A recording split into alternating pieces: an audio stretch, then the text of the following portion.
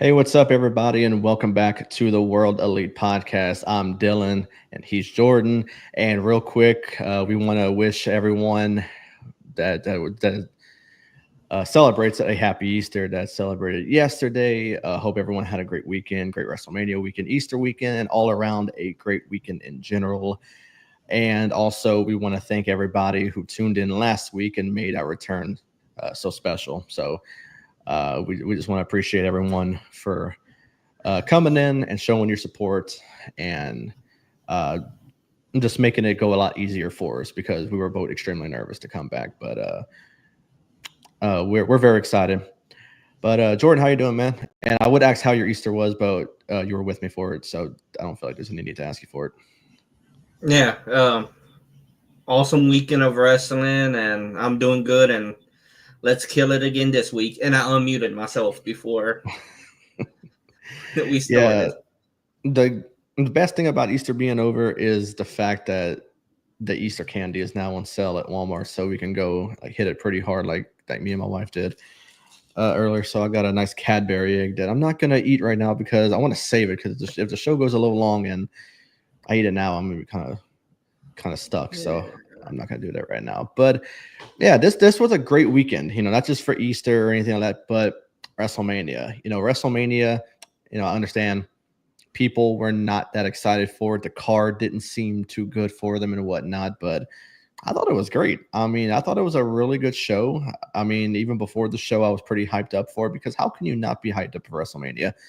Mm-hmm. I was really hyped up. Doesn't matter how bad the card was. Whenever it was in the pandemic and there was no one there, I was still excited because it's WrestleMania. So it doesn't matter if the card's bad or anything like that. It's still WrestleMania. So they're going to do their best to make it great. And they did. So we'll talk about that somewhere in the show, but we'll start off with our first topic, and that is NXT Stand and Deliver. That happened earlier Saturday, right before night one of WrestleMania. Running down the card real quick.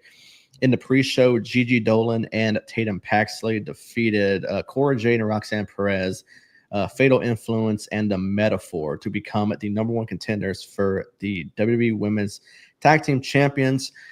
Ricky Saints defeated Ethan Page to retain the North American Championship.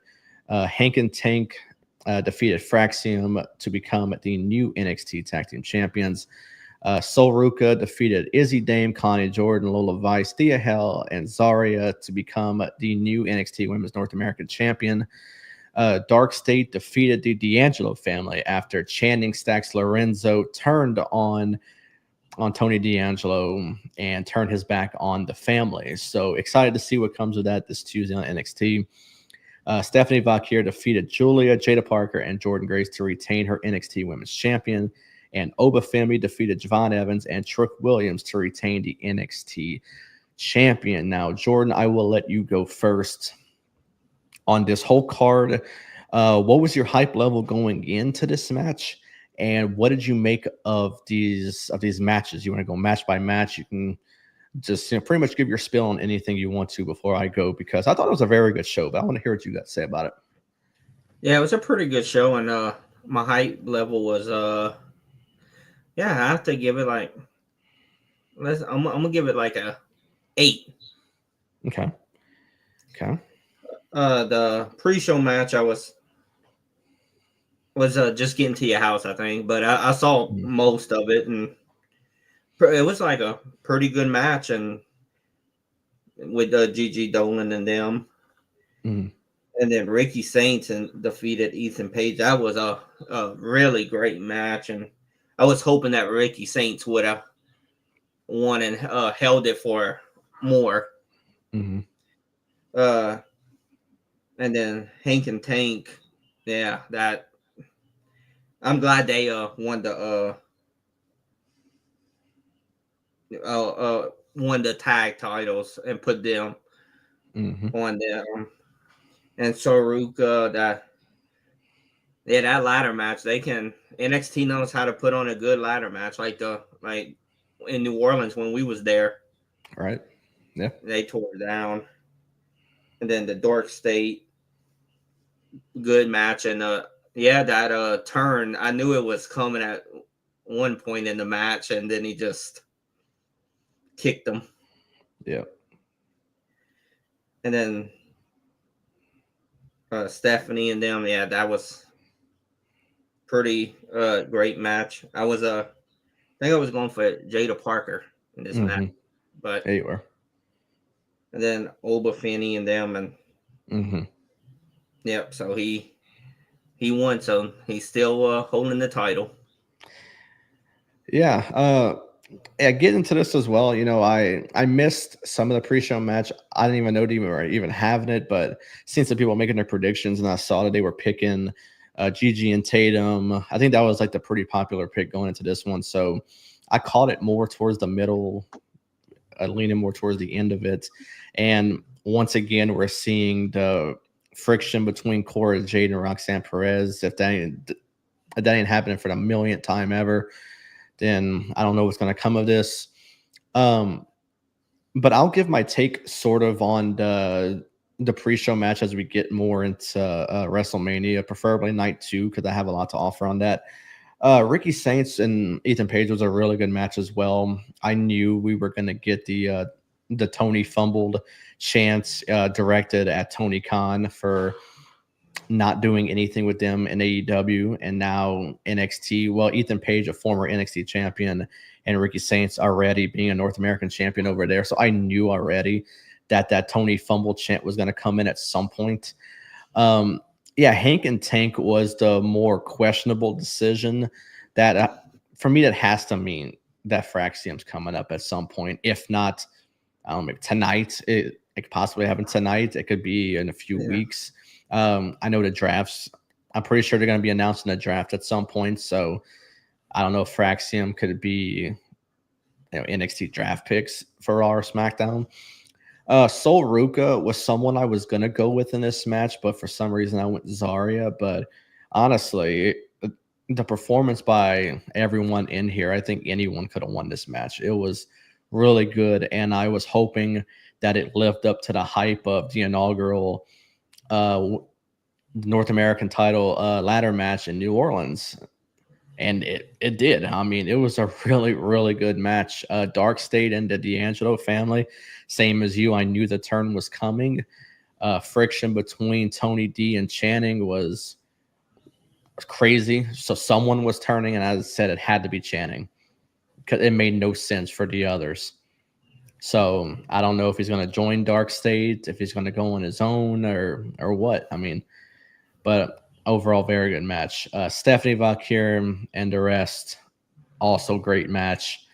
A lot of people were going between Stephanie or Julia. I know Jada was a major dark horse in this match, and Jordan Grace, still being the new one there coming from TNA. She could have easily won it as well, but Stephanie just won it not long ago, so I didn't see any particular reason taking it off of her. And then Oba Femi and Javon Evans, Trick Williams put on an absolute banger of a match. I thought it was fantastic. All three have such amazing chemistry. So, but Oba Femi, unless he's coming up to the main roster at some point, there is zero reason to take it off of him. And whenever he does come to the main roster, if he has to drop it to somebody, Javon Evans should be the first one to do it. I think he is a tremendous performer.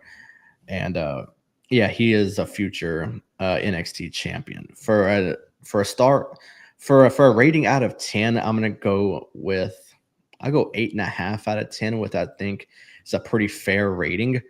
It was a very good show. I really liked it, and it got me ready for WrestleMania night one. So credit to NXT for always putting on quality stuff. I really enjoyed this PLE, and I'm excited to watch Tuesday. I'm not a casual viewer on Tuesdays, but seeing everything that came from this, I will definitely be tuning in on Tuesday. Jordan, you got anything to offer on NXT before we move on to night one of WrestleMania? No, they put on a great show, and I'll go with 8.5 too, like you did. They just every person in the match just put on a good show. That they did. So before night one kicked off, Jordan, you can switch to night one, but I have something to offer on night one as well.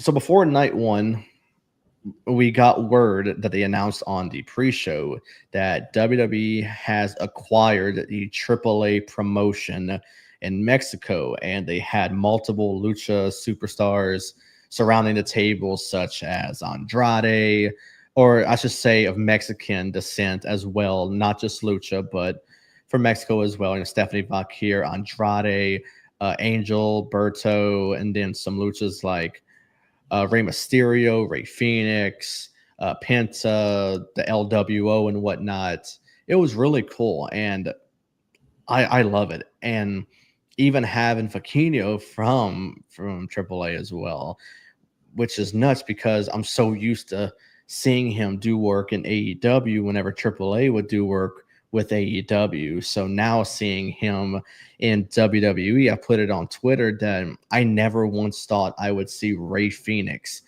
and Faquinho in a WWE ring, much less this year. So the fact that I saw that night one was so cool. That I know that we're getting stuff like this. We're seeing partnerships. We're seeing an acquisition of another promotion by WWE. So now they're partnering with TNA. They're partnering with Noah. They purchased AAA. Some more could come from this. So I'm excited. I'm excited to see what comes from this.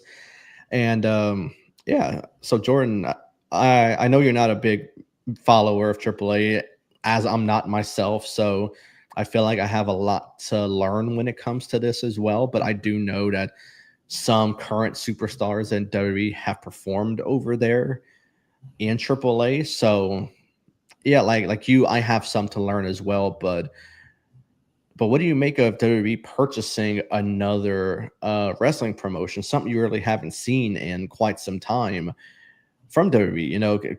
Because Tony Khan has his father's money; he can buy whatever he wants. So that's to say the least. But WWE, a big promotion, not saying AEW is not a big promotion, but WWE, a major promotion buying another wrestling company. Pretty big news going into their biggest show of the year. So what did you make of something like that? Yeah, I was happy for them that they got it, and can't wait to see, because I don't think I even saw like AAA before, but I can't wait to see what happens and watch it. Same and here. learn stuff. Same here. Yeah, for sure. Yeah, I 100% agree. So getting to night one of WrestleMania, we kicked off with Triple H welcoming the crowd to WrestleMania, something we're normally used of him doing now. This ain't the first time he comes out and welcomes the crowd to the show. But then we kicked off with what we already knew, the World Heavyweight Championship match with Jey Uso and Gunther. Jey Uso getting to win over Gunther. And this is me just running down the card right here. Jey Uso defeated Gunther to win the World Heavyweight Champion. The New Day defeated the War Raiders to become the new World Tag Team Champions. Jade Cargill defeated Naomi Jacob Fatu defeated LA Knight to win the United States champion. El Grande Americano defeated Rey Fenix, who was supposed to be Rey Mysterio before the injury announcement on the pre-show. So Rey Fenix did take his spot. Tiffany Stratton defeated Charlotte Flair to retain the women's championship. And we're going to wait for the last result for the next topic, as you can see on your screen. So, Jordan, leading up to the main event, what is your take on the entire night one card of WrestleMania? And like I said, before we get to the main event, because we have a whole brand new topic for this one. So, So everything leading up to the main event, because there was no segments, really nothing other than the announcements of the attendance during the show. But I mean, that's whatever. But from the start of the match up until the main event, what was your take on all that? Yeah, with Jey Uso, man, I'm just so happy that he won and he beat Gunther, and now he's the heavyweight champion, and I'm so happy for him. I think Gunther might be going after the title picture probably soon. Mm-hmm. Yeah. The New Day and the War Raiders, good match. They both put on a great show. Jay Corgill, Naomi, since Naomi was the one that attacked Jade. Mm-hmm. So they probably couldn't wait to get their hands on each other. Yeah. So, and Jacob Fatu and LA Knight, I'm happy for Fatu that he got a belt. He's a beast in WWE. Oh yeah. And then Rey Fenix and them, great match. He put the metal plate on his mask.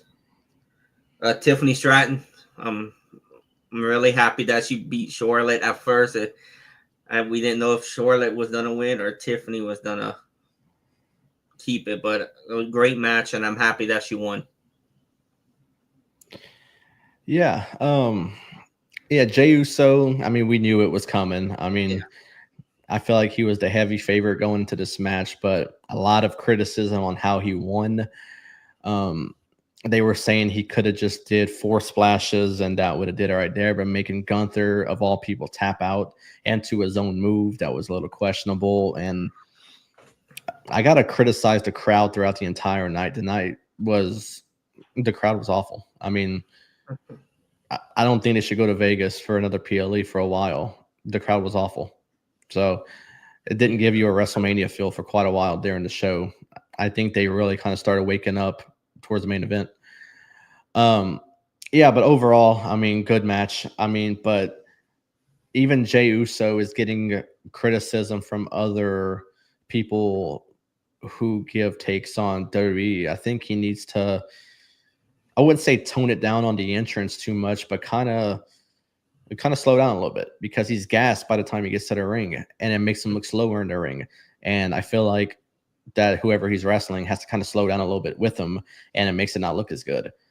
So maybe slow down on that. I mean, that's just me. I mean, but overall the match I thought was good. And yeah, Jay finally captured it, but it makes you wonder, how is the reign going to go? How long is it going to go? So that's a question I guess will be answered at some point in WWE. New Day, I did not expect them to win. I thought the War Raiders were going to have a longer reign with the title. There was nothing really wrong that went on there in the match for the New Day to win. I thought potentially Big E would get involved, being that was their way of turning heel, was basically just verbally assaulting him. You know, they didn't even hit him. It was all verbal stuff they told him, and that was their way of turning heel. So I was very, very, very surprised by that. Jade Cargill and Naomi, this is definitely not over. We're going to see them go at it again. They could be at Backlash, their next PLE next month in St. Louis. So could we even see Bianca get into this? I don't know. Maybe. Jacob Fatu, in LA Knight. I'm so happy it wasn't a squash match. I thought that's the way it was going to go at first, but they put on a really, really good match. And I'm so happy that Jacob has gold already in the company, singles gold.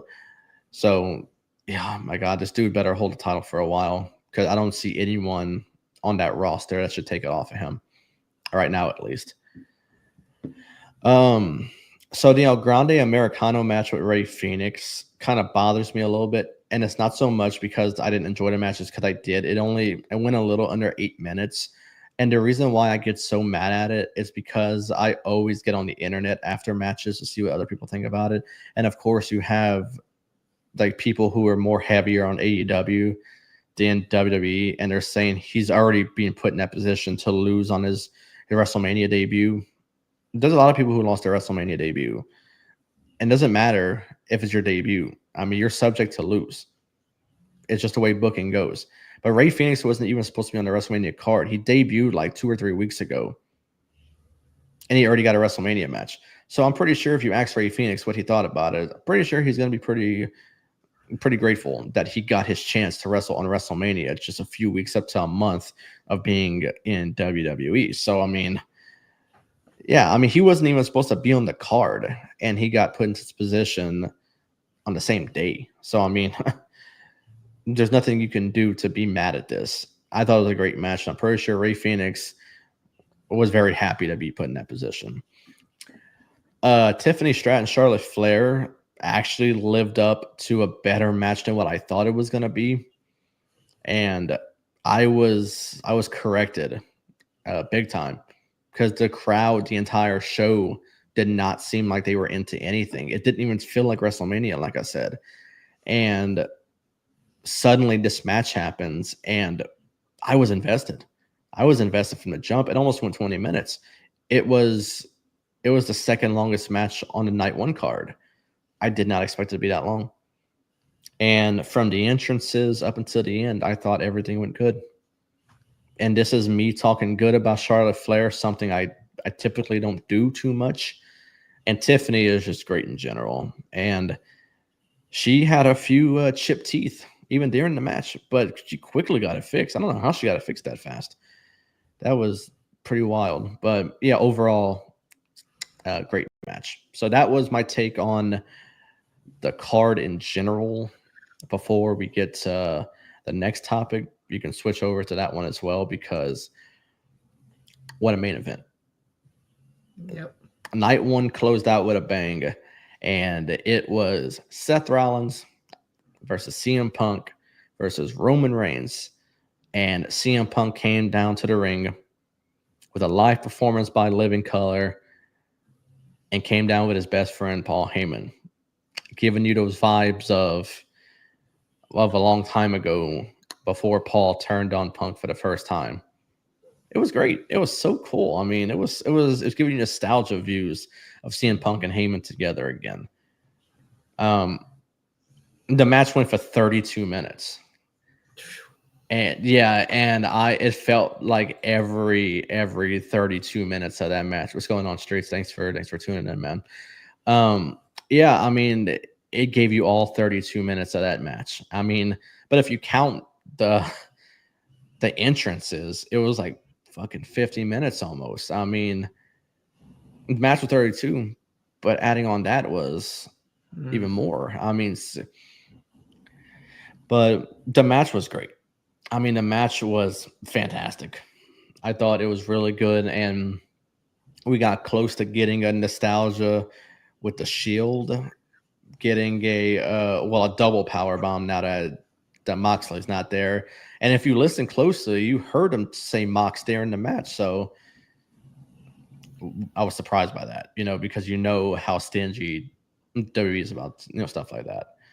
So yeah, we nearly got a Shield reunion whenever we had a double power bomb. Seth Rollins had him ready, but Roman couldn't let it happen, and he ended up hitting Seth, and then he power bombed them both himself on each announcer table. By the way, the announcers tables were pretty cool.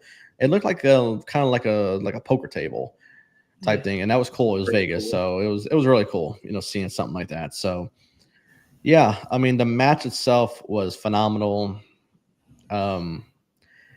But the ending. That's why I brought the topic up, is because of the ending. Now, Seth Rollins is all the way in the back. He's out. But then CM Punk's on one side, Roman Reigns is on the other end, and Paul Heyman grabs his steel chair, and now he's left with a decision of what do I do? Who do I slide it to? Do I slide it to my best friend or to my tribal chief? And he gives Roman that look. I will never forget that look. He looks right at Roman. He gives him that sympathetic head shake, and he slides it to CM Punk. I'm like, oh, fuck. But the moment I knew some shit was about to go down is because when he got into the ring with CM Punk, I'm like, all right. As I said, here we go. This is where shit's about to pop off. And the moment CM Punk lifted that chair, the picture that's to the left on your screen, which if you didn't watch WrestleMania, the first two pictures look pretty bad. I'm not going to lie to you. They look bad. When I was putting this together, I said, if someone didn't watch WrestleMania, this is going to look pretty bad. Because, I mean, look where Paul's aiming on both of them. I mean, it's not a good look.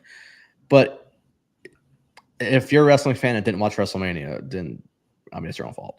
So, yeah, it gave the first low blow to CM Punk, and it got on one knee, and he basically handed the chair to Roman Reigns. Roman is wailing on CM Punk with a chair. And then where I knew where things were about to get nuts was he pointed to Seth. And he said, look, he said, right in front of you. He said, the Shield. And was talking about how when Seth, all those years ago, was the first one to hit Roman in the back with a chair. And said, now his time to do it. It's Roman's turn to do it now. Give that payback to Seth Rollins. But the moment that he kind of pushed Heyman back and Heyman went behind Roman, I'm like, all right. I said, any minute now, he's going to low blow him. And the moment I said that, the low blow happened. And the cool image of Seth wasn't even looking at Paul Heyman. He just held out his hand and he wanted a chair. And that's when he hit Roman again. He gave him a stomp. 1, 2, 3, it's over. And I got to credit Michael Cole. He is great when it comes to like heel turns or betrayals or something like that. And then he let Paul Heyman have it. And it's in the title of this stream. He called him Benedict Heyman. I thought that was great. I thought it was a cool touch on the betrayal. But I mean, the two images you're seeing right here, something I did not even expect to see. Of Heyman holding up Rollins' arm and them each doing the bloodline, like throwing the one up. Wow. Just wow. I didn't expect it. I thought it was so cool. That was a great match. But then the ending was something. And Jordan, I said it on the last stream. I said what was going to happen, but I said it was going to be something that people are going to talk about forever. I said this is going to be a moment that people go back and watch on YouTube or go on Peacock and rewind it back to that moment. And I know I did it a lot. I'm sure a lot of other wrestling fans did it because it was a moment that got the crowd talking. It got them to react, even though they pretty much knew that it was going to happen. I mean, I wasn't the only one who predicted it, so I'm not going to take full credit for it. But they knew it was coming. But the fact that it happened, that's the crazier part. So me, you, and Ryan were watching the show in my living room over here, and we all reacted to this. So Jordan, what was going through your head as the chair slide to Punk was going on, all the way to Rollins winning 1, 2, 3 over Roman? Yeah, like when he grabbed the chair, like you said, and he gave it to Punk, and then he got in the ring. I was thinking the same thing, like something's about to go down. And then he low blowed him, then he low blowed Roman, and yeah, I think everybody knew that after that Rollins was gonna win, and that was an awesome main event, and I didn't see that coming, like with Seth walking out with Heyman, and it was awesome.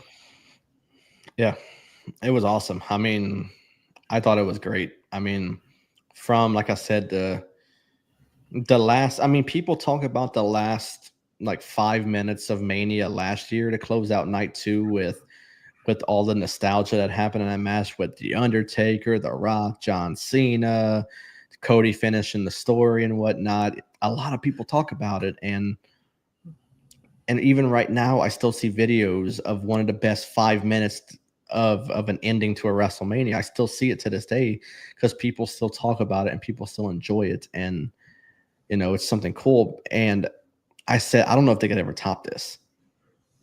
If they could ever top what happened at the end of WrestleMania 40, and they went on and gave us something mind blowing at the end of night one. But I said, if they're going to do this at the end of night one, something historic has to happen at the end of night two. It didn't, but we'll get to that in a second. But overall, night one, start to finish, out of 5 stars, what would you give it? I'll give it a 5. Well, the main event was a banger. Absolutely. And yeah, I got to agree with Streets. The match was an all-timer. And yeah, they went on 32 minutes, and I enjoyed every single one of those 32 minutes. And crazy enough is that people were really, really advocating for Jay to main event. I'm like, no, you cannot have Jay and Gunther main event over this, over Punk, who has never main evented WrestleMania, who Roman Reigns has a chance to main event another WrestleMania, which he deserves to because he's Roman Reigns. I mean, the guy's a superstar. And Seth Rollins. I mean, yeah, I mean, there's not a chance. And for one, I love Jay. I'm happy he won. But you cannot, for the life of me, have Jay and Gunther main event over this. So I think the order of the card was perfect. Star rating, I'll go with a 4.5 out of 5. Yeah, I mean, I think the crowd didn't do it for me. And the crowd itself shouldn't take away a star rating. And I'm not saying that it's the crowd that did it for me, but surely didn't help. But a few things I would kind of leave out, change about some of the stuff that happened on the show. But overall, I thought it was fantastic. And yeah, Street says, yeah, Seth and Heyman alone is just unnecessary to me. Hoping there was more to come out. I said, like joining Cena or Rock. Yeah, we'll get to that when it comes to night two, preferably in the main event, which I have quite a bit to say about that. I know a lot of people maybe won't like it, but I don't care. But all right, so let's get to night two, Jordan. Night two was fantastic as well. As you can see, some of the ones I love that picture all the way to the left. I mean, Drew McIntyre is fucking comedy gold. He did the same thing last year. I can't remember if it was night 1 or 2. I think it was, what was it, night 1 or 2 where he beat Seth, and then Damien Cash. It was a night 1 he did it. It was the opener of one of the nights. I can't remember, but whatever. It doesn't matter. So night 2 kicked off this time with Stephanie McMahon coming out and welcoming the crowd to WrestleMania. It is so cool to see a McMahon still doing work in WWE now that we don't have Vince there or Shane or anything like that. But she stepped away for a while, but now she is back doing some work with WWE. She has her own show on ESPN Plus. I know she does other things within the company, so it's really cool to see her doing stuff as well. But they kicked off with Io Sky defeating Bianca Belair and Rhea Ripley to retain the Women's World Champion. Drew McIntyre defeated Damian Priest in a Sin City street fight. Dominic Mysterio beat Braun Breaker, Finn Balor, and Penta for the Intercontinental Championship. Randy Orton defeated the mystery opponent of Joe Hendry in an open challenge. Logan Paul defeated AJ Styles. Lyra Valkyria and the returning Becky Lynch defeated Liv Morgan and Raquel Rodriguez by pinfall. And even though we have a topic for it, John Cena did beat Cody Rhodes to win the undisputed WWE champion. Now, Jordan, same as night 1. Give me your take on the matches. Anything that bothered you? I mean, you can go off. I mean, go off about something like this. Right. I mean, they had returns. They had open challenge where we had a TNA World Champion come in. lost in 3 minutes, but he still got his opportunity to shine and just save the main event for our next topic. So you can go from match 1 through 6. So match 1 through 6, and then we'll wait for the main event as we get to our next topic. So Jordan, I mean, let me hear it. I mean, give the people what they want, man. So Io Sky, yeah, that match was awesome. I'm glad that she won, and she hopefully have a longer reign. Mm. Drew McIntyre and Damian Priest was great match. Dominic finally got the title. That was awesome. Randy Orton and stuff. I would have liked to see like you said, maybe like Rusev or somebody that came. Logan Paul and AJ. They Karrion Kross came out, and I think he wanted AJ to, like, he has that thing to join him. So if he listened to Karrion Kross, AJ probably would have won if he did. Yeah. And then when Becky and them came back, but with Becky, like that one Mania when she what was it when she beat Bianca, you remember? Oh, that was at SummerSlam a few years ago. Yeah. And she did the same move. Yeah. And 1, 2, 3, and they won it and took it off Liv and them. But I don't see why they put it on Becky and Valkyria. But yeah, I guess I'm set to offer on that when I get to that match. But also, I want to get your take on one more thing before when I was running on the card. What was your take on the whole thing with Stone Cold coming out, crashing his ATV into the barricade? And yeah, it did knock a fan down, but kind of a late response to fall down. So was she trying to play it off a little bit, trying to get a little bit of extra compensation from WWE? I know Nick Khan was out there talking to her as well. Yeah. I know Stone Cold went up to her as well, but she didn't leave. She didn't leave her seat. She was there for the rest of the show. I mean, so obviously she wasn't hurting that bad to be leaving. So I mean, what was your take on that? I mean, that was pretty nuts. I mean, but Stone Cold seemed like it didn't phase him that bad. Yeah, so he came out with the ATV, went around, hit it, and then she, like, you can see her, like, she kind of fell back, like slow motion a little bit. Yeah, it was delayed. I mean, she didn't fall right away. Now, if she would have fell and like flew back or something like that. Now, for me, I know if that was me, I would have sold it so bad. I mean, I would have flew back onto someone's lap or something. I would have been holding my neck and all that. I would have played it off so good. I would have threw myself back. Oh yeah, I would have launched myself. Like, yeah, if I got hit by an ATV, I'm rolling, man. Yeah, probably landed in the third row in the back, but yeah, but that was nuts. I mean, just yeah, holding but they my arm, holding my head. Yeah, yeah. They announced that the attendance for night 2 was, I just had it, 63,226, and they didn't say on the rundown what it was, but they changed it on Wikipedia, so I don't know if that's the actual number, because it says night 1 was 57,037, even though it was announced as 61,000. I can't remember the actual other number. And it says night 2 is 60,343. So I feel like we're never going to really know the true number of WrestleMania, because I know when when me and Ryan went in Dallas for 32, they said it was over 100,000, and I know that was very disputed. So to like maybe the 90,000s or something like that. So I feel like we're never going to know the true number of WrestleMania. So whatever. It was still a lot of people for those prices.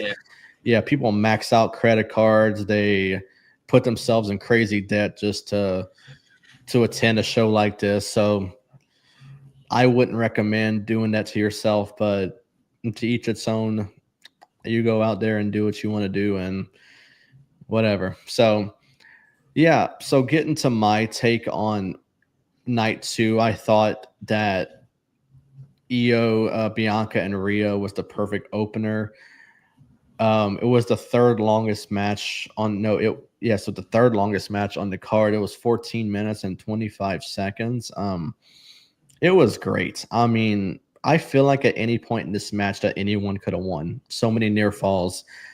I know a lot of people are questioning on why is Bianca getting booed the way she is, and really, I feel like that Bianca, if you're gonna pick who's the heel in this, I think that it's Bianca.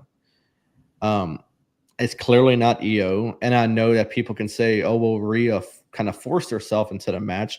She didn't really deserve to be there," and I can advocate for that. I mean, she didn't really do anything to get into that match. Bianca won Elimination Chamber, and Io was the one who beat Rhea to win the title, so they both deserve to be there.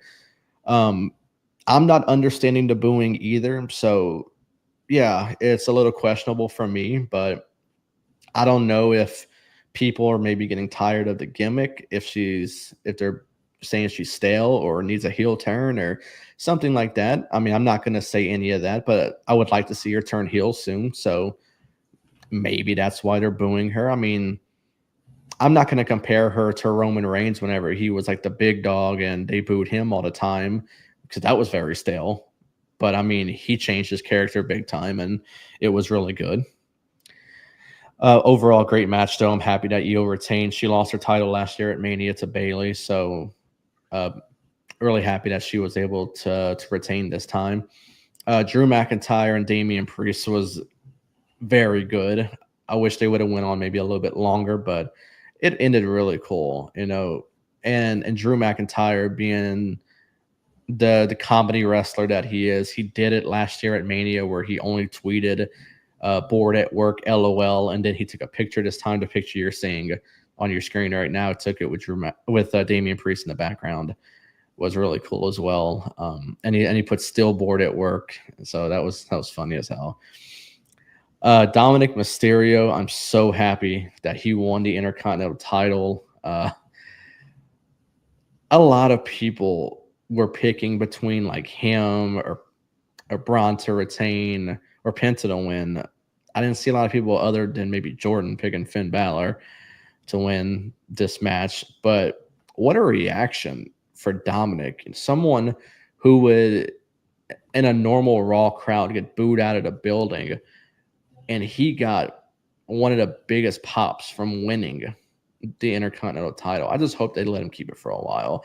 But what does this hold for the state of the Judgment Day? This is something that is very vital going into tonight.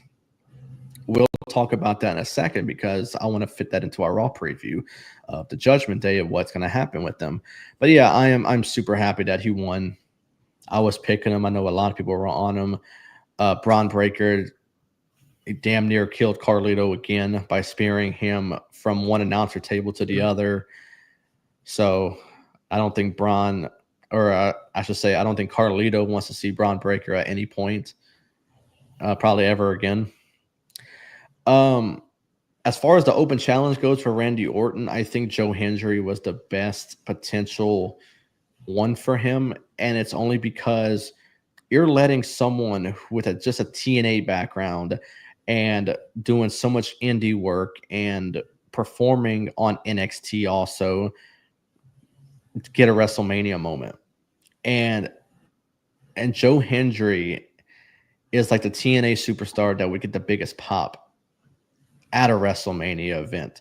So I'm glad it was him. I know they were saying someone like Jeff Hardy was pissed. I don't know how true that is, but I know they brought his name up. I'm kind of glad it wasn't someone like Rusev or they even said Aleister Black, but I think Aleister is coming on Friday for SmackDown. Rusev, I'll get to that. But Joe Hendry, I think it was perfect because even though it was a little over 3 minutes, it still gave Randy a WrestleMania match, his 20th WrestleMania match, and it gave Joe Hendry a WrestleMania moment. So credit to both sides for their work. something that had to be put together pretty quickly. And I feel like even though it was 3 minutes, they still worked very well together because it all happened when Joe Hendry did his signature turnaround with the smile, and it turned into an RKO, and Randy RKO'd him again, and it was cool. I mean, I think Randy, you could tell he enjoyed it. Logan Paul with AJ Styles. The only thing I can offer on that, as well of a match it was the crazy promo that we got from Karrion Kross right after Mania was over, and he unloaded. I don't know if this was a work, if it was a shoot. I think a lot of fans are working themselves into a shoot. I thought it was awesome, and he's speaking the truth. I mean, there's probably so much stuff he had to miss, and they're not even using him on television. So he's being forced to miss all of this stuff, and he can't even get on TV. So now I feel like we're going to see a whole new side of Karrion Kross. And he said this is from Killer Kross, his name before he got into WWE. So I hope they capitalize on this. You got to capitalize on this. Why not? I mean, why not capitalize on this? He went off. I mean, he used AJ's real name. He was saying basically he should have just started a YouTube channel and he would be put into a WrestleMania match like how Logan Paul is. I mean, if you look at it, Logan Paul's competing at every WrestleMania. And, defeating someone like AJ Styles. This is one where I kind of have a little bit more of a take on it with Lyra Valkyria and Becky taking down Liv and Raquel for the titles. I don't like it. I know a lot of people are saying that it was a good pop for Becky, and I 100% agree. It was a great pop for her and whatnot. But it wasn't needed. And I say that because, number one, you're taking a Mania spot away from Bayley. She's not hurt. This was pre-planned for weeks, they said. But it wasn't needed. You're taking away something from Bayley, and you're inserting Lyra into the tag title picture when she's the Intercontinental Champion. She could have faced Bayley for the Intercontinental title. Hell, we could have made it a triple threat with Roxanne in the picture as well. And instead of putting together a tag team with Becky Lynch, why not let the winners from NXT, Gigi Dolan and Tatum Paxley, get their match at Mania? They're going to lose anyway, so why not? I mean, is it just to get a pop on NXT and boost their ratings with Becky Lynch there now? I don't like it. You come in there and you let Becky already take a title away and put a meaningless title on Lyra Valkyria. Now it's going to make it seem like the Intercontinental title isn't as valuable now, because now she has to do work with Becky and defend a title with her. And yes, I can understand, and I say it myself when I call her on AEW, when I call her Mercedes Hogan, because she always puts herself over. But after a while, you can start saying the same about Becky. She comes in there and puts herself over. There was no reason for Becky to take down Liv. Not a chance. I didn't like it. I don't like it at all. I think they could have did something else with Becky. You can still bring her back and not compete. I mean, let her come back at the end of the opening match with Io and them. Let her stare down Io. She don't have to compete, but it's still to get a big WrestleMania pop and all that. So now Lyra and Becky, a random put together tag team, are the tag champions. They're going to NXT and defending against Tatum and Gigi. They're going to win. But now you have nothing to do with them after. This has to come from something. So unless one of them turns on the other, then what are you doing? I mean, you should have just kept it on Liv and Raquel, an actual tag team. So overall, I don't think Becky being inserted into that match was needed. I don't think them winning the titles was needed. Even at the press conference, she brought her daughter with her, which I thought was really cool to see. But really, she didn't direct anything to Lyra. It was basically Becky's press conference. She didn't really let Lyra do anything during it. So I don't know. She's kind of made it about herself, and that's something I wish that that they would have changed about it. I don't know. Before that, what's going on, Ivan? Happy Monday. Excited to check y'all out later on for Raw. And yeah, man, we really, really, really appreciate you for tuning in, man. So thanks for coming in. But yeah, I mean, that's what I have to offer on that one. I know I said I had a lot to offer on that tag match. It wasn't needed. It was not needed at all. You could have brought Becky back at some capacity.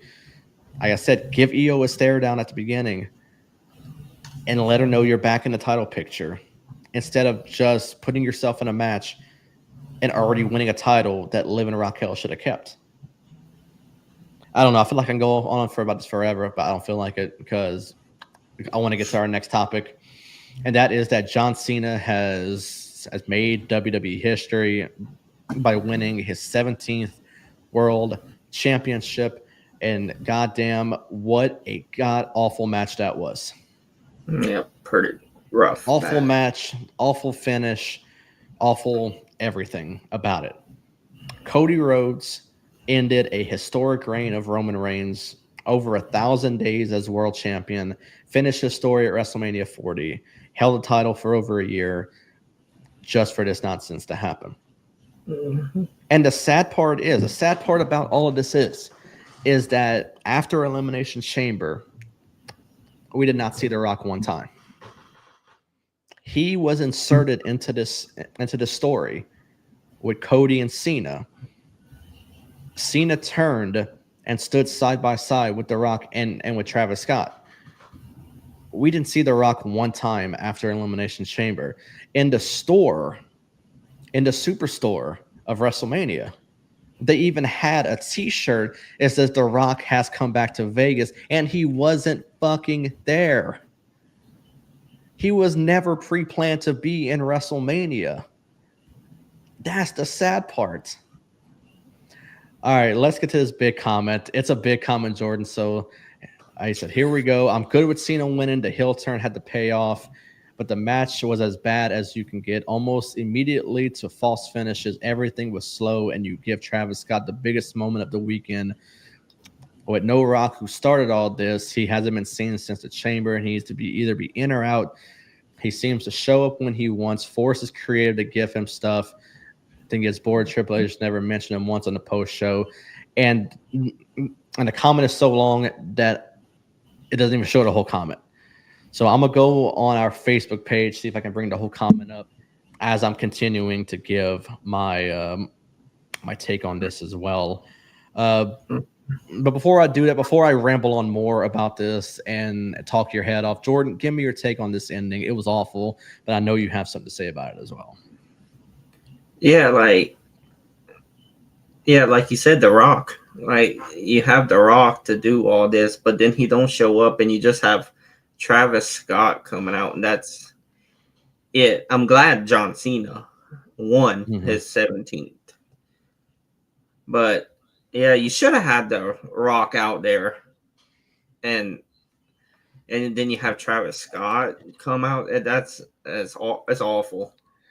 All right, so luckily Ryan went back and finished his. Well, he posted the rest that I wasn't able to see on someone on Facebook. Okay. It's never mentioned him once on the post show. Cena could have turned heel on his own if The Rock was going to be around. This whole match was a train wreck. Has built Cody up for 3 years for this shit, and this is Rock not being there at all is all time bad. And I agree. I agree wholeheartedly with that comment, and it was bad. I mean, you give us such a great finish to night one with Rollins turning, and now everyone is in belief that Rollins and Heyman, even The Rock, are going to have something to do with this main event. I'm really happy that Cena won his 17th because it was going to happen at some point in his career. So why not have it in his retirement tour to win 17? So that I don't have a problem with. I don't have a problem with him winning this match, but I'm mad with how it happened. I cannot find one person other than like diehard Roman Reigns fans who still have their weird obsession with Cody Rhodes that lost this match the way he did. that's the only people that you see even being happy about this are the ones that have this weird obsession that Cody beat Roman last year to win the title, and they still hold that. So, like I said, I'm really happy he won. I'm really happy he won 17. It's a great accomplishment, but you could have did it so differently. And the sad part is that The Rock inserted himself into this story. He wanted Cody Rhodes' soul, quote unquote, but John Cena sold his soul to The Rock at the Elimination Chamber PLE and was not seen since. He never went on the tour that they did in Europe. He was never there at a Raw or SmackDown. He wasn't there at WrestleMania at all. You were the owner of this TKO group that owns WWE, and you couldn't be at their biggest show of the year. That is an all-time blunder of a performance. I should be excited for Raw tonight. But you give a shit like that, and you kill the excitement of people. So another comment from Ryan says the worst two things about Triple H's run has been his love for putting sponsors all over the place. Looks ridiculous, and his obsession with celebrities. When asked about Travis having a huge moment, he says because Travis is having fun. Yeah. I mean, who gives a shit if he's having fun? It's not about fun. At the end of the day, it's not about fun. It's not about someone having fun. It's about the reaction from your audience. It's about the way your audience feels after a show. People were talking their heads off about the Rollins heel turn and joining up with Paul Heyman at the end of night one. They were talking, and still to this day, about the end of night 2 last year when we got all these people coming out, Cody finishing the story and whatnot. But you're seeing people talk about the end of night 2 in such a bad way. It's not about, oh, Cena won and we got all this stuff that happened. For one, we knew it wasn't going to be a clean finish. But whenever at the end of your biggest PLE of the year, the only person you can give us is Travis Scott, come on, man. I mean, I haven't really been critical of Triple H since he got into this position with WWE. But for one, he just hit an all-time low with me on this one. I haven't seen one particular person who has talked positive about this at all. And rightfully so, because it doesn't deserve to have any positive things said about it. Whenever it's the end of your biggest PLE and the only person you give us is Travis Scott, you don't give us The Rock. He doesn't even show up for the PLE. You can't give us Seth Rollins, Paul Heyman, anything like that. But you give us Travis Scott. That's it. I mean, you can say he took a crossroads, he took a bump, did this and that, but he should have never played a factor in this match. If he's going to play a factor in this match, then at least have somebody there with him that actually has more of a significance to this storyline other than him. All he did was he hit Cody one time during the chamber and like gave him a black eye, busted his eardrums, whatnot. That's all he did. Why are you throwing him into the biggest moment of could be the biggest moment of professional wrestling history of of John Cena winning a record-breaking championship, and you have Travis Scott of all people being the one to do it? As a wrestling fan, it angers me, because you gave so many people hope at the end of night 1 to come into night 2 and then give us an awful, awful performance. Because not only was it not that good of a match, it was such a bad ending, and I'm disappointed. I mean, I should be like, can't wait for Raw after Mania. Raw after Mania, one of the biggest Raws of the year. But I mean, what am I looking forward to? I don't know. As a fan, I'm frustrated that The Rock, who inserted himself into the storyline, couldn't even bother being there. Ryan said, I feel like the fans have become irrelevant. There will be no decision are being made with us in mind. All they do is raise ticket prices. Mania this year, we're at an all-time high and charge $50 for a shirt, all in the name of being able to say you set revenue records at the event. Yeah, they don't. It's at a point where they don't care. They don't care what we think. If they're making money, that's all they're caring about. They're only caring about the money they make, and it's obvious. I mean, they don't care about what we think anymore. It's frustrating. I mean, it's a frustrating thing. They used to care about what the fans thought. It ain't like that no more, and it hasn't been like that for a long time. And I feel like unless something changes, it's going to be like that for a long time. So it's unfortunate, but I guess we'll see. I mean, there's going to be no payoff from this. I mean, I don't know when we'll see Cody again. I don't know if he's going to take time off now. The pictures they're dropping of him and Brandy walking back to their big bus, makes it seem like maybe you won't see him for a while. I don't know if we'll see him at all tonight. But I mean, if we're not going to see him tonight, then we got to see at least Cena tonight. I mean, you can't win a world championship and not be there the next night. And I think it would be a huge middle finger to every wrestling fan if The Rock shows up there tonight.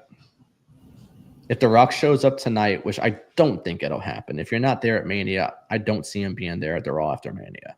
If he does show up, though, I think that is a huge middle finger to your entire audience, because you should have been there last night. But I feel like before I keep rambling to the fact where I'm about to pass out, and I need to stop because it's only going to get worse. But Jordan, before we move to our last topic, you got anything to offer? No, it's just a terrible ending. Bad. Rough. It was, and I feel like you put everything I said into the least amount of words, and honestly, that was perfect. That was a perfect way to end that one, because fuck, man, that was awful. It was awful. But let's get to our last topic. What we're gonna do every Monday, a Raw preview, and I should say, what an exciting Raw preview. I have zero of a preview for tonight. I haven't seen anything. I went on social media during this show to see if they posted maybe a match that was going to happen tonight or something like that, and I haven't seen shit as far as a match tonight. So I'm going into this preview very blindly. I'll go first as far as what I can expect to see tonight. I mean, I already mentioned it that maybe John Cena. I mean, he wins a title, he's got to show up. Why not? Why are you not showing up? So maybe he kicks off the show. Even though I wasn't a fan of how the show ended last night, I like how he did his press conference. Every question that was asked to him, he just said basically it was a clickbait question, that they were trapping him into a question that he wouldn't answer. And he ended up just basically saying next question to everything, basically doing his best Marshawn Lynch, that he's there so he won't get fined. So that I could enjoy right there, because it was cool to see that. But the rest of it was ass. Yeah, I'm going into this preview very blind. I don't know what to expect. I'm hoping from a Raw after Mania that we get maybe a draft announcement. I know the rosters could be shooken up a little bit, even though the draft does really nothing because everyone appears on every show. So yeah, what's going on, broadcast? Thanks for tuning in. Yeah, I mean, I don't know what we can expect. I mean, like I said, a draft. I mean, but we've learned over the years, what does a draft do? No one sticks to their show. We see everyone go from Raw to SmackDown, SmackDown to Raw. It's nothing that we haven't seen before. So even though we may get an announcement tonight, it doesn't mean much. We talked about Rusev, potentially being the mystery opponent for Randy Orton. I think we could possibly see him tonight. The question is, I know that Rusev resigned, but that Lana signed back with him. I know they're back together. I don't know if they fully divorced or if they just split up. I don't remember, but I know they are back together. So I don't know. I think, and this is it's mind blowing to me if this is true. But they said she signed a Legends deal with WWE. What on earth has she done to make herself a legend? That's absolutely mind blowing to say that. But if that does bring her back in some capacity, then I would like to see her back with Rusev. If we can't get Aiden English back with Rusev, I know he's with TNA. I would like to see her back with him. I think that's the only spot is to be with Rusev again. I don't know if we maybe see someone from NXT. I talked about Fraxium during the NXT recap. I think that's maybe the only reason why they lost to Hank and Tank is because of a possible call-up. I don't know if they do it tonight, if they do it during the draft or something like that, but I think we're in for a good show. I think they have to make up for last night. Last night was complete dog shit, and I think they got to make up for it with, like I said, a call-up, return, anything at this point. I mean, don't give us a bad Raw after Mania because you already gave us a bad main event of last night. Because the show for me, up until the tag match with Becky and Lyra, was a 10 out of 10. But then you give us a complete and utter burying to me of Liv and Raquel by having Becky come out and winning in minutes against them and putting herself over. And then that horrendous main event. So you got to give us something good tonight. Like I said, I don't have a preview. I haven't seen nothing. I scrolled through social media during the show while you were talking. I didn't see anything. So, Jordan, anything you're hoping for tonight as far as who you could possibly see being called up? Maybe even Roxanne. Roxanne has been due up for a call up for a very long time. I can see her. I mean, someone's got to get called. Yeah, we got to get Cena. I mean, as far as a call up, I know, like I said, Fraxium. It could be Roxanne. Yeah. Anyone else? Anyone else? I mean, I know that NXT roster is loaded. Someone could be calling up at some point. Is there anyone else besides Fraxium or Roxanne? Or for one, they're not going to overload it. But I mean, anyone else besides those? No, I don't think. I'll go Roxanne and the one you said. Yeah, but hey, what's going on, Tim? Appreciate you for hopping in, man. Yeah, I mean, I could see those, and like I said, Rusev. I mean, we didn't get him last night, but I think the time is now to bring him in. He's been signed back for a little bit now. I think Raw after Mania is the way to do it. His Mania was a wild week and 8 out of 10 overall. Yeah. And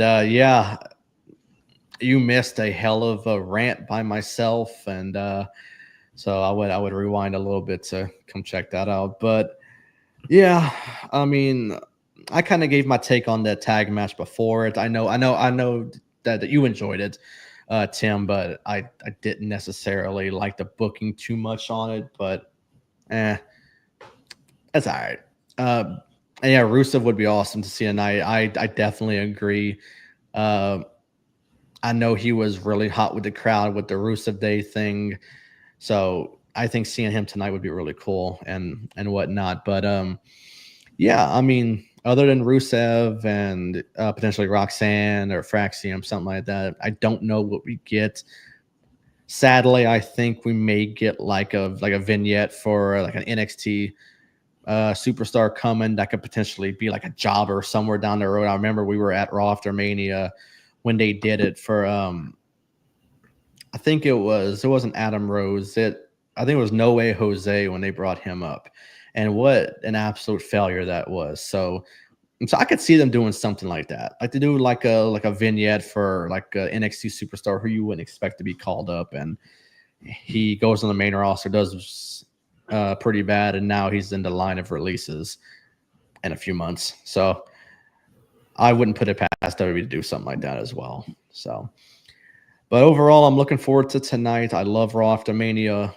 Easily one of my favorite shows of the year and whatnot. But Jordan, before we close out, you got anything else that you want to mention about NXT or Mania or anything. I was going to mention the Hall of Fame, but I didn't watch it. It was too late, and I would have been like most of the superstars there, falling asleep during it, because I tried to turn it on before, but I was already up since 4 a.m. for work, and there was not a chance I was staying up for it. And I heard pretty much everyone was going over their time limits and talking for over an hour and stuff like that. I couldn't do it. So I was gonna mention the Hall of Fame, but I figured there was no reason to. So you got anything else you wanna talk about?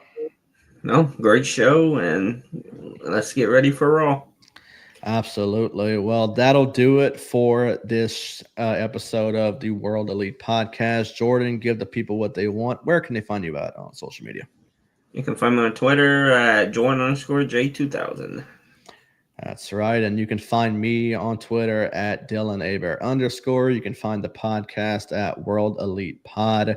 On Instagram as well at World Elite Pod. We're also on Twitch at twitch.tv/World Elite Pod. Facebook as well. We're also on all major audio platforms. This episode more than likely will be up tomorrow. Sometime in the morning tomorrow, it'll be up. You can check out this episode and the rest of our episodes on all the major platforms: Apple, Spotify, Google Podcasts, our main distributor, which is Spreaker. You can go check that out as well. Yeah, all of our sponsorships, affiliates, way too many to name, and I, for some reason, can't remember some of the stuff about them. So instead of embarrassing myself on here getting something wrong, I would much prefer that you go check out the description of this video, whether it's on YouTube or Facebook. It's on both of them. So all the discount codes, the links you have to click are all in the description. So go and check that out as well. Give the support to our sponsors, our affiliates, and whatnot as well. But we hope everyone enjoyed the show. We hope everyone enjoys Raw tonight. We will be back on here same time, same place, 5 p.m. Central next Monday, where we will have a brand new list to talk about, a Raw recap if something big happens tonight, which, for the love of God, we pray something good happens tonight to make us forget about that horrendous show we had in the main event last night. And yeah, we'll also talk about some stuff maybe on SmackDown that happened, anything big on NXT, and we may have some snow over here because we may talk about AEW if something happens. So we'll see. We'll see if something is even worth talking about when it comes to AEW. So we'll see. But until then, we hope everyone has a great day, a great week, and we will see y'all all next Monday. So y'all have a good one.